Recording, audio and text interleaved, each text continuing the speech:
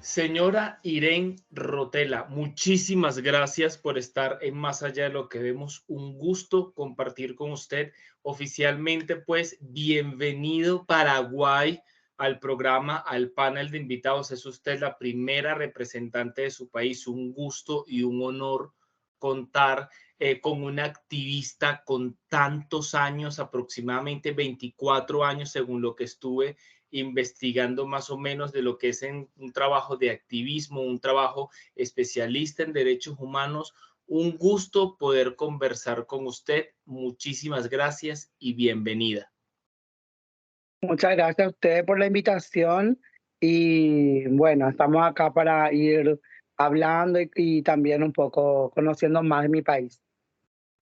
Tengo entendido, según lo que pude investigar, según lo que pude leer de usted en internet, eh, que usted impulsa Casa Diversa, que es un centro comunitario para la diversidad sexual que otorga abrigos, asistencia y apoyo a víctimas de violencia, discriminación y violación de derechos humanos, ¿correcto?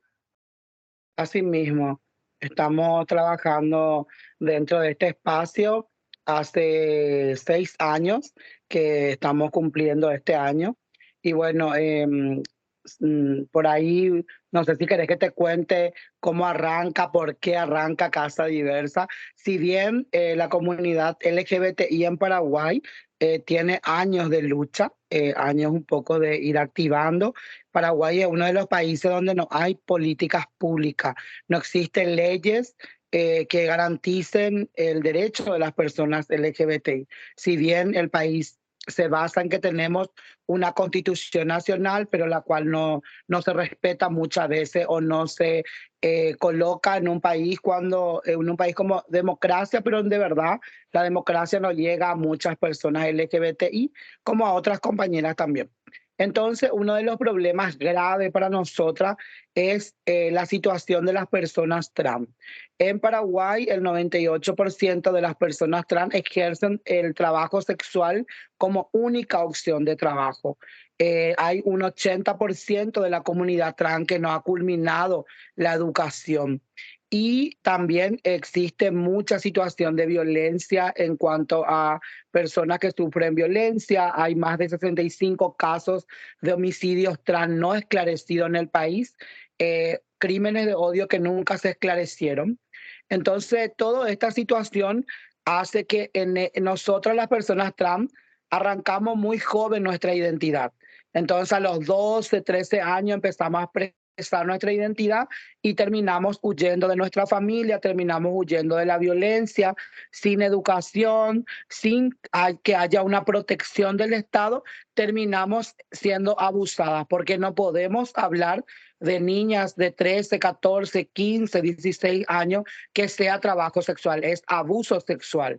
Entonces, queriendo dar una respuesta a esa situación, nace Casa Diversa, nace un espacio para dar abrigo, acompañamiento, contención a personas adolescentes trans, pero también abrazamos la diversidad. Nos dimos cuenta que no solamente la comunidad trans es la que sufre o la que tiene este tipo de problemas, sino que también los chicos gay, las chicas lesbianas, mujeres lesbianas, hombres trans, gente que vive del campo, gente campesina, rurales. Entonces nos fuimos abarcando en eso y queriendo dar una respuesta, perdón, nace Casa Diversa hace 6 años que venimos dando abrigo, techo, acompañamiento en la salud, acompañamiento jurídico. También acompañamos de manera educacional, hacemos cursos, formación y capacitación a las personas. Por Casa Diversa, en estos 6 años han pasado más de 80 personas dentro del espacio.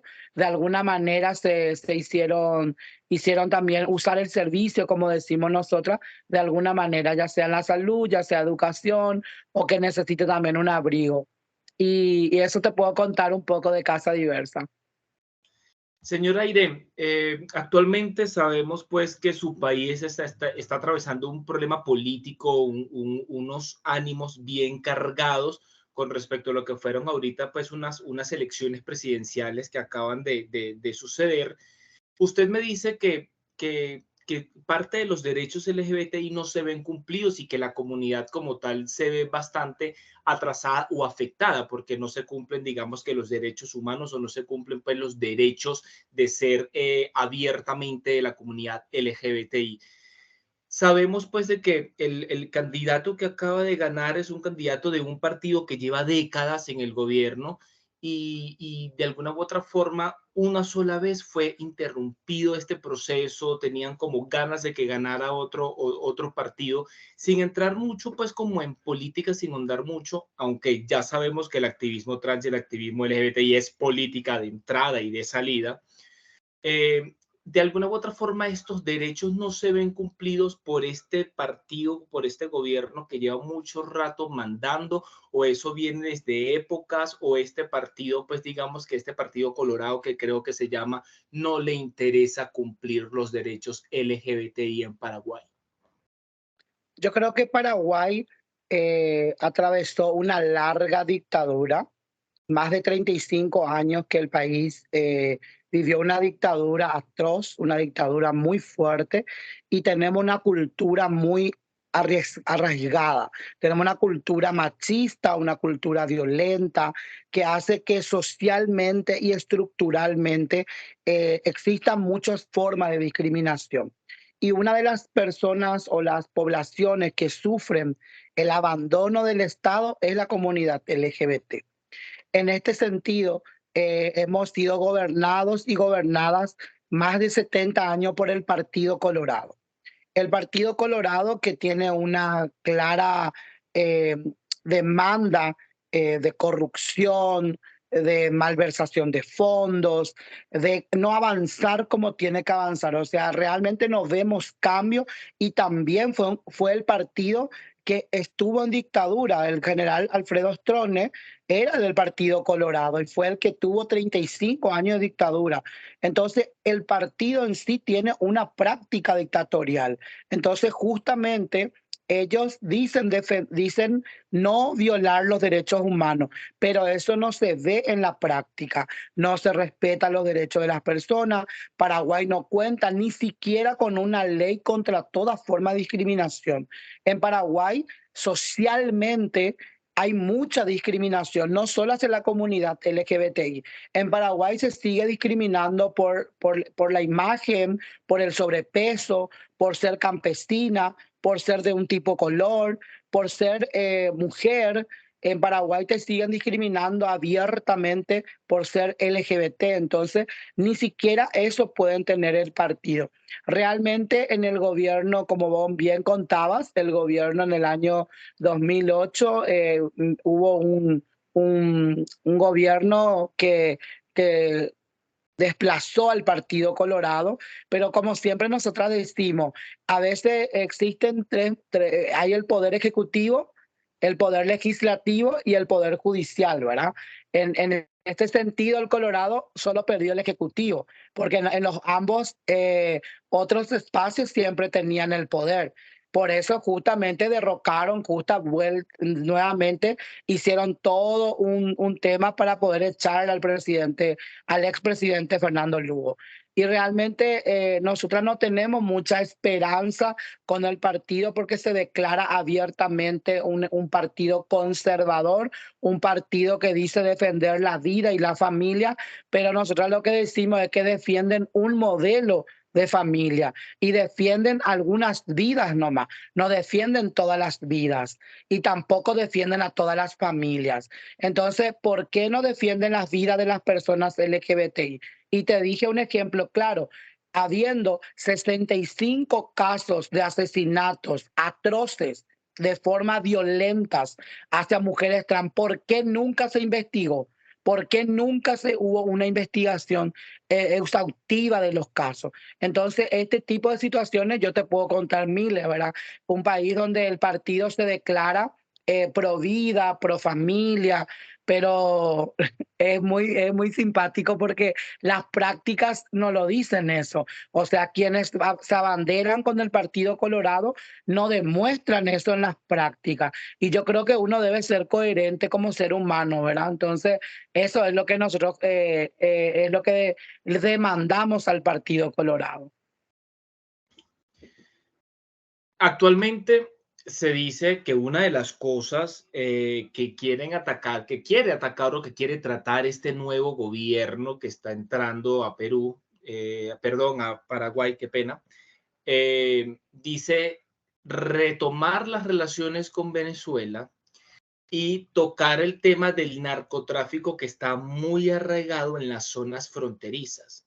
Entonces, cuando hablamos de tema de Venezuela, que ya son temas migratorios, porque yo que soy venezolano estoy muy consciente que nos regamos por el mundo entero y que para muchos países el tema de la migración venezolana no estaban preparados para esta migración que ya fue nombrada oficialmente como la más grande a nivel internacional. Y los temas del narcotráfico, ¿cómo se ve involucrado realmente? Usted hizo referencia ahorita de la persona trans campesina, que según lo que investigué, usted viene de familia campesina también, según lo que pude investigar en internet. Entonces, ya que usted digamos que tiene ese perfil mujer trans, campesina, narcotráfico en zonas fronterizas, retomar las relaciones con Venezuela, ¿dónde entra todo esto la comunidad LGBTI? Se le pasa por encima, como usted mismo dice, no hay parámetros, no le interesa tocar las posibles mujeres trans u hombres trans que estén en Paraguay actualmente. ¿Dónde están las personas LGBT que pueden vivir violencia por el mismo narcotráfico en esas zonas fronterizas al interior del país? ¿Dónde quedan esos temas?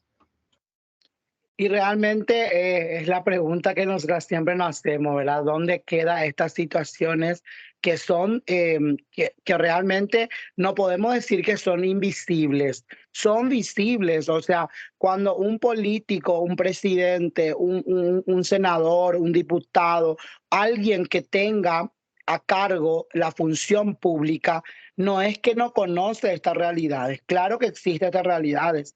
Y por supuesto que hay que combatirlo, pero esos combates, yo siempre digo que el narcotráfico nunca se le agarra al grande, al poder, al que maneja todo. Siempre se agarra a gente que se dedica y encuentra el narcotráfico, el microtráfico, los pequeños microtraficantes son los que se le agarra y se le persigue, pero nunca se alcanza realmente a quienes son. Yo siempre digo que hay algo detrás, que tiene que haber alguien que esté en la política, que maneje, que tenga ese poder para poder justamente no ser tocado, ¿verdad? Y personalmente acá el narcotráfico, la migración interna y extranjera es una realidad también de la comunidad LGBTI. Claramente lo decías vos, acá en Paraguay existe personas LGBTI indígenas y en este país no se respeta, no se valora a los indígenas, a las indígenas, se les desplaza de sus tierras, han quemado sus hábitats, o sea, realmente el Estado ausente. Entonces, realmente si yo te dijera, si te cuento que si la comunidad, perdón, la comunidad indígena sufre esto, vos no te imaginas lo que es ser LGBT en Paraguay, ¿verdad? Pero también hay que ser realista. Los partidos, también acá hay que entender algo que, como te decía, somos un país que supuestamente se declara pro vida, pro familia, y que ningún partido, ni izquierda ni derecha, tiene como mejores ventajas. O sea, realmente siempre hay un discurso de ataque, de violencia, de no reconocer estos derechos humanos. Entonces, realmente nos toca lidiar y seguir luchando muchísimo en este país y como no sé cómo explicar para que se pueda entender que yo siempre digo que hay como niveles, ¿verdad? La gente que está en el poder, el propio presidente que fue ahora eh, electo, él dice, yo tengo amigos homosexuales. Pero ¿qué clase de amigos homosexuales tienen los homosexuales de clase? que tienen, que pueden él saludarle y compartir con él en su mesa, pero no le va a invitar a una trans pobre trabajadora sexual, a una mujer trans campesina a que se siente a una mesa. Entonces, realmente, si yo te cuento y yo le muestro con datos al Estado paraguayo, evidencia existe de todo este porcentaje que yo te dije anteriormente. Y si Paraguay le niega el derecho a la educación a las personas trans, ¿cómo van a mejorar su calidad de vida? Entonces, realmente el narcotráfico, la migración, todas las relaciones exteriores que uno también pueda tener, por supuesto, que afecta muy gravemente también a la comunidad trans, y es como que ni siquiera eso se puede atender, entonces a nosotras menos nos van a atender y menos tienen interés de atender nuestras necesidades. Y eso que usted me dice, que no les atienden sus necesidades y de alguna u otra forma ustedes ya están unidas y están creadas como Casa Diversa, o sea, ya tienen una colectiva que representa, o sea, ya no es, digamos, que Irene Rotela sola con tres hombres homosexuales atrás y dos mujeres lesbianas y una trans, no, no, o sea, cuando hablamos entonces a nivel de colectivo, a nivel de unión, más o menos en Paraguay, ¿cuántas colectivas hay LGBT que ustedes puedan llamar como tal y presentar un proyecto con lo suficiente respaldo? Para que entonces los agentes del gobierno no digan, ahí vienen tres maricas nomás, no, no, no, sino que viene la comunidad en representación de cuántas colectivas. Realmente en Paraguay hace más de 30 años que se vienen organizando los grupos, organizaciones LGBT. Primeramente estaba muy centrada en la capital, en Asunción, pero hoy en día hay grupos, hay colectivas, hay organizaciones, hay personas organizadas en el interior del país también. Entonces, hoy realmente estamos hablando de como grupo, como organización, estamos hablando de unas 20 organizaciones en todo el país, ¿verdad? Nosotros tenemos 17 departamentos. En esos departamentos estamos trabajando también empoderando a la comunidad. Algunos departamentos sí tienen una representación y bueno, vamos llegando a la población. No te puedo dar una cifra exacta de cuántos somos, porque en Paraguay no hay un censo LGBT, no existe un censo oficial que el Estado diga cuántas personas son, ¿verdad? Nosotros tenemos un subregistro y en Paraguay estamos diciendo que en los departamentos que ahora mismo estamos abarcando son 10 departamentos, nos faltarían esos 7 alcanzar, pero estos 10 departamentos estamos hablando de unas 1.500 personas trans de estos 10 departamentos. Si hablamos de personas LGBT, estamos hablando de unas 50.000, 60.000 personas que son parte del colectivo, ¿verdad? Pero estos son subregistros que lo manejan estas 20 organizaciones con algún tipo de trabajo, ya sea proyectos sociales, algunas actividades que se realizan. Entonces estamos hablando de esa cantidad que venimos manejando. Ustedes manejan un registro o un subregistro de personas LGBT como tal. El Estado no maneja ese registro, pero el Estado sí maneja registros migratorios para que de alguna u otra forma ustedes con estos registros migratorios a nivel Estado puedan ir uniendo más o menos de cuántas personas extranjeras que residen en Paraguay pertenecen a la comunidad LGBT. Mm. No tenemos ese trabajo realizado. Pero el Estado sí lleva esos registros migratorios que también son Sí, importantes. sí, seguro que sí lo lleva, ¿verdad? Nunca nos hemos, sí lo que tenemos son, por ejemplo, lo que manejamos son sus registros de personas paraguayas LGBT que migran. Entonces, sí tenemos ese también, un registro, ¿verdad? De eso, pero quienes ingresan al país no tenemos así de manera muy trabajada, por decirlo así. Ahora, digamos que si el Estado de verdad le interesara y el Estado llevara por lo menos esa información a los colectivos, se le facilitaría el trabajo, ¿correcto? Por supuesto, claro que sí. Señora Irene, bueno, usted tiene otra reunión ahorita, de verdad no le quito más tiempo. Lamentablemente, pues no puedo seguir conversando con usted, pero de verdad que estoy fascinado y encantado de poder hacer esta entrevista. Muchísimas gracias por todo el trabajo que usted ha realizado. Las puertas de Más Allá de lo que vemos quedan abiertas para que vuelvan y su país esté presente aún más en este canal. De verdad, de todo corazón, feliz y contento de haber conversado con usted. Muchísimas gracias. Yo agradecida con ustedes también, por supuesto, y bueno, acá también a las órdenes para cualquier cosa. Y bueno, el espacio, de verdad agradezco muchísimo que de esta manera también se pueda ir conociendo un poco del trabajo que realizamos y sobre todo también cómo estamos la comunidad, ¿verdad? Cómo está la comunidad y cómo estamos defendiendo también los derechos humanos. Y si me permitís, quisiera dejar un mensaje que me gusta mucho siempre decir, ¿verdad? Yo tengo un mensaje para todas las personas que nos vean, es que realmente creo que no tenemos tiempo, que la humanidad ha pasado una pandemia, venimos pasando muchas cuestiones. Yo creo que como seres humanos nos hemos olvidado primero de escucharnos, de entendernos, de dialogar y sobre todo nos hemos olvidado de amar.